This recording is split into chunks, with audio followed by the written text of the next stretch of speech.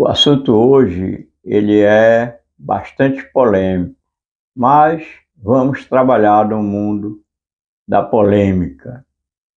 Dizem os protestantes hoje que a Igreja Católica é uma seita.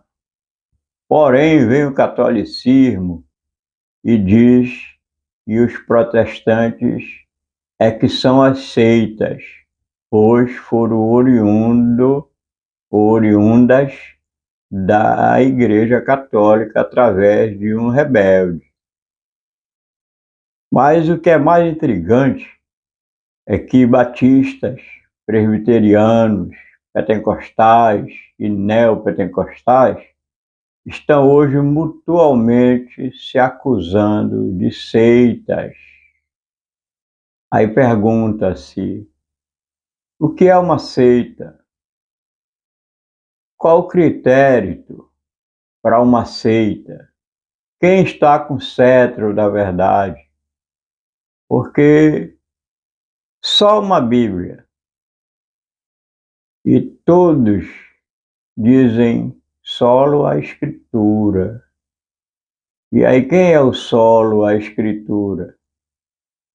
Porque se tu aceita, tu também aceita, e aceita para cá, e aceita para ali, não é possível, porque na solo Escritura só existe uma linha de pensamento. Uma linha de pensamento. Não se acha mais de uma linha de pensamento na solo Escritura. Porém, quando é para chamar a Igreja Adventista do Sétimo Dia de seita, aí eles se juntam todos. Mas aí é que vem a dificuldade para que eles provem que a Igreja Adventista do Sétimo Dia é uma seita, porque eles mesmos se acusam, sendo que é desse fato, um chamando para o outro de seita, eles perdem a credibilidade de chamar a Igreja Adventista do Sétimo Dia. Agora vamos esclarecer alguns pontinhos, são poucos, porque se formos abrir a palavra do Eterno Criador, aí essa live vai ficar com um mês de duração. Mas vamos abrir 2 a 3 pontos. Primeiro, dizem que a Igreja Adventista do Sétimo Dia é seita porque ela adere o sábado, ela se lembra do sábado. Era o que eles deviam fazer. Mas aí vejamos, quando a Igreja Adventista do Sétimo Dia foi instituída pelo Criador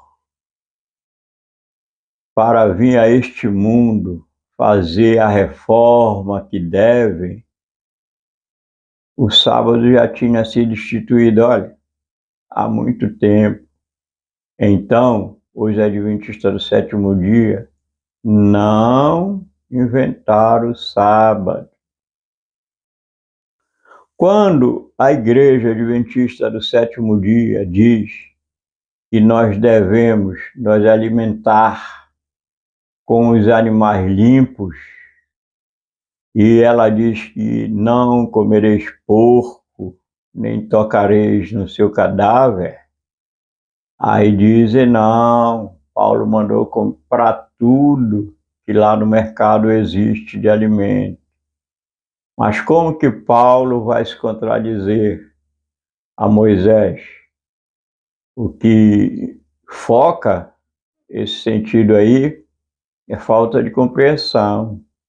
E quando a Igreja Adventista levantou essa bandeira do alimento limpo, e não tocareis no porco, nem comereis, não comereis porco, nem tocareis no seu cadáver, quando a Igreja Adventista levantou essa tese, já estava lá na palavra de Deus. Não comereis porco e nem tocareis no seu cadáver. Aí a igreja adventista vem chamando a atenção do mundo, protestante, e seja quem for, que é chegado a hora do juízo.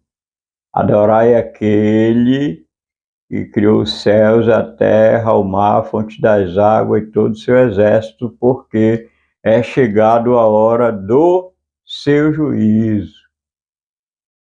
Aí todo mundo corre e diz: é heresia.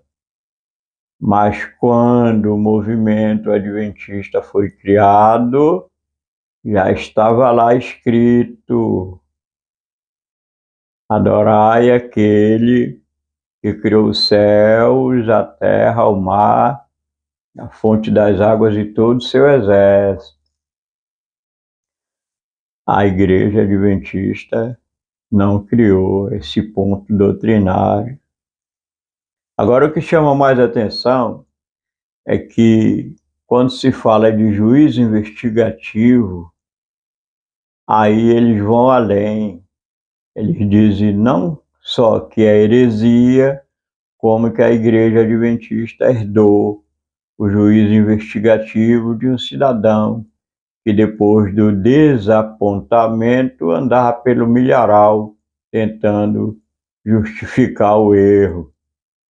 Mas isso não é verdade, pois quando a igreja adventista foi levantada, até 2300 tardes e manhãs já estava escrito. Daniel já tinha proferido até 2300 tardes e manhãs, e o santuário será purificado. Isso daí é um ponto doutrinário que vai ser bem esquadrinhado aqui, ponto por ponto. Então, quando Daniel levantou até 2300 tardes e manhãs e o santuário será purificado, a igreja adventista nem passava de longe, como nem existia, mas veio, olha só como é, veio existir, olha, quanto tempo depois que Daniel proferiu até 2300 tardes e manhãs, e o santuário será purificado. Este ponto doutrinário, que é o maior de todos, a ser chamado pelos protestantes e o mundo religioso aí fora de que é a grande heresia da igreja adventista, não é a grande heresia da igreja adventista. É a falta de compreensão, de noção de vocês, de não compreender até 2300 tardes e manhãs e o santuário será purificado, que vocês dizem isso. Vocês não têm a compreensão cabal da profecia, e aí vocês dizem que é heresia. Mas vejamos um pouquinho de toda essa situação. Aqui eu vou mostrar para vocês um pequeno trecho de um grande trabalho, diga-se de passagem, de um cidadão que levantou este estudo, mostrando quem é quem, e esse cidadão nem é adventista. Vocês analisam e vocês vão ver o quanto vocês falam mentiras. Porque vejam bem, este cidadão aí, que ele elegeu uma igreja como mãe das igrejas neopentecostais, ele falta estudar um pouquinho. Ele é famoso aí, mas falta estudar um pouquinho. Porque veja bem o detalhe: se neopentecostal é sair de uma outra igreja, então a igreja mãe, Assembleia de Deus, chamada de mãe das igrejas pentecostais, ela é neopentecostal. Por que ela é neopentecostal? Porque ela é oriunda das igrejas pentecostais dos Estados Unidos, as quais Ellen White já falava há muito tempo, e deixou uma orientação para nós, os adventistas do sétimo dia, para não enveredarmos por este caminho, um caminho que ela chamava de rude. Esse movimento pentecostal, fundado lá nos Estados Unidos, ela chamava de rude. Então, o mundo pentecostal, ele é todo neopentecostal, porque eles vieram saindo de um movimento para outro.